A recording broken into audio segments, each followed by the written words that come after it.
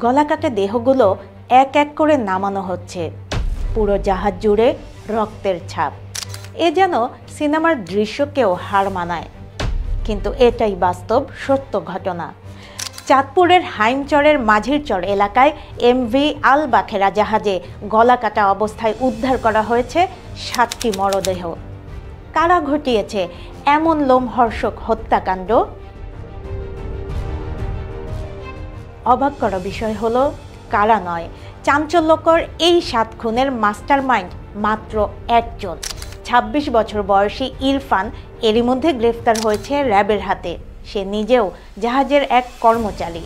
কী কারণে বা কেনই বা এতগুলো মানুষের প্রাণ নিজ হাতে কেড়ে নিল এই যুবক, সে বিষয়ে জানব।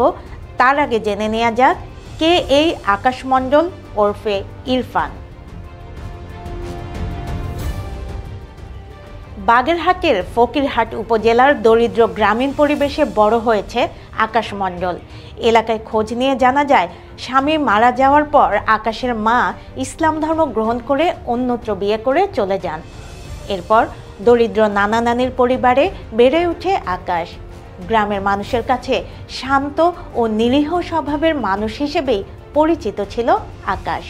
নানা নানির মৃত্যুর পর বড় ভাই বিধানের সঙ্গে বনিবনা না হওয়ায় বাড়ি ছেড়ে পালিয়ে যায় আকাশ। মায়ের পদাঙ্ক অনুসরণ করে 2020 সালে আকাশ ধর্মান্তরিত হয়। নিজের নাম রাখে ইরফান।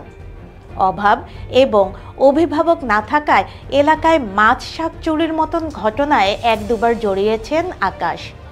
তবে এমন নৃশংস হতে দেখেনি কেউ তাকে। আকাশ মণ্ডল ওরফে ইরফানের বিরুদ্ধে স্থানীয় পুলিশের কাছেও কোনো অভিযোগ নেই।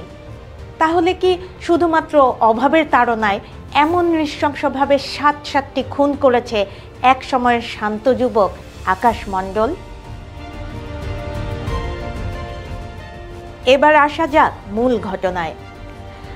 আকাশ মণ্ডল প্রায় 8 মাস যাবৎ এমভি আল বাখেরা জাহাজে চাকরি করে আসছে। সেই জাহাজে কর্মচারীরা ছুটি ও বেতন বোনাস সময় মতো পেত না এবং বিভিন্ন ধরনের বিল কর্মচারীদের না দিয়ে জাহাজের মাস্টার একাই ভোগ করত। জাহাজের মাস্টার সকল কর্মচারীর উপর বিচার বিবেচনা ছাড়াই জাহাজ থেকে নামিয়ে দিত, এমনকি তাদের বকেয়া বেতনও দিত না।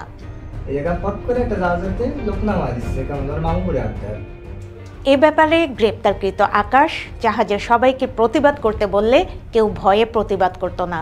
মাস্টারের এমন কার্যকলাপের কারণে আকাশের মধ্যে প্রচণ্ড ক্ষোভের সৃষ্টি হয় এবং এই ক্ষোভ থেকেই তাকে উচিত শিক্ষা দেওয়ার পরিকল্পনা করে। পরিকল্পনা অনুযায়ী আনুমানিক 18 ডিসেম্বর আকাশ 3 পাতা ঘুমের ওষুধ কিনে নিজের কাছে রেখে দেয়। তাদের আমি জানাইছি, তাদের কি জানাইছি যে আপনাদের মাস্টার ড্রাইভার এই যে আমাদের সাথে ঠকাচ্ছে, দুর্নীতি করতেছে, খেলাধুলা করতেছে, গালাগালি করতেছে, বকাচকা করতেছে। 22 ডিসেম্বর সকালে ভুক্তভোগীরা ও গ্রেপ্তারকৃত আকাশ এমভি আল বাখেরা জাহাজে 720 টন ইউরিয়া সার নিয়ে চট্টগ্রাম হতে বাঘাবাড়ি সিরাজগঞ্জের উদ্দেশ্যে রওনা দেয়। পূর্ব পরিকল্পনা অনুযায়ী আকাশ ঘটনার দিন সন্ধ্যায় রাতের খাবারের তরকারির মধ্যে ঘুমের ওষুধ মিশিয়ে দেয়। তাদের ঘুমের বড়ি খাওয়াইছি আমি, ওই তরকারির মধ্যে মিশিয়ে ঘুমের বড়ি খাওয়াই। আমি চাইনিজ কুরোল ছিল মাস্টারের কেবিনে, চাইনিজ কুরোল দিয়ে আমি সবাই এক এক করে হত্যা করেছি। রাত তখন 3:30। আকাশ মণ্ডল জাহাজে থাকা চাইনিজ কুড়াল দিয়ে কুপিয়ে প্রথমে জাহাজ মাস্টারকে হত্যা করে।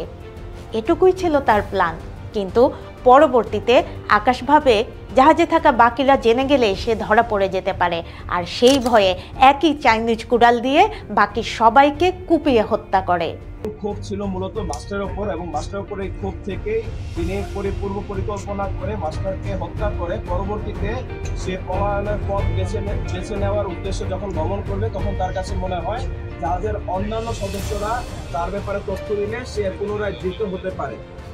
পরবর্তীতে ভোর 5:30টার দিকে সকল জাহাজ তাদের গন্তব্যের উদ্দেশ্যে ছেড়ে গেলে আকাশ মণ্ডল নিজেই জাহাজ চালাতে থাকে এবং এক পর্যায়ে মাঝিরচর নামক এলাকায় জাহাজটি আটকা পড়লে বাজার করার কথা বলে পাশ দিয়ে বয়ে যাওয়া ট্রলারে উঠে পালিয়ে যায় আকাশ মণ্ডল। অভাবে স্বভাব নষ্ট, এ প্রবাদ বাক্যই কি তবে আকাশ মণ্ডলের ক্ষেত্রে সত্যি হলো? পুলিশের দেয়া তথ্য অনুযায়ী প্রাথমিক জিজ্ঞাসাবাদে এই হত্যাকাণ্ডে আকাশ একাই জড়িত রয়েছে বলে জানিয়েছে। চাঞ্চল্যকর এই হত্যাকাণ্ডের তদন্তে আরও নতুন কোনো তথ্য বেরিয়ে আসবে কিনা সেটি সময়ই বলে দেবে।